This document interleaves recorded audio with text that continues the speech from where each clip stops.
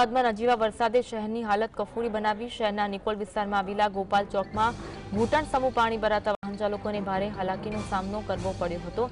પાણીના ભરાવાથી અનેક વાહનો બંધ થયા હતા, જ્યારે કે કેટલાક વાહન ચાલકો મહામુસીબતે પસાર થવા મજબૂર બન્યા।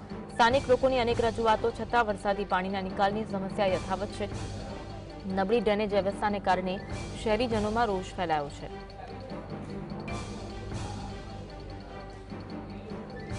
નજીવા વરસાદે અમદાવાદમાં અનેક વિસ્તારો પાણી થયા હોય તેવા દ્રશ્યો જોવા મળી રહ્યા છે।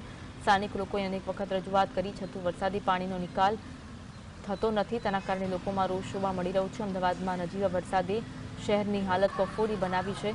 શહેરના નિકોલ વિસ્તારમાં આવેલા ગોપાલ ચોકમાં ઘૂંટણ સમૂહ પાણી ભરાતા વાહન ચાલકોને ભારે હાલાકીનો સામનો કરવો પડ્યો। પાણીના ભરાવાથી અનેક વાહનો બંધ પડ્યા હતા, જ્યારે કે કેટલાક વાહન ચાલકો મુસીબતમાં મુકાયા હતા। સ્થાનિક લોકોની અનેક રજૂઆતો છતાં વરસાદી પાણીના નિકાલની સમસ્યા યથાવત છે।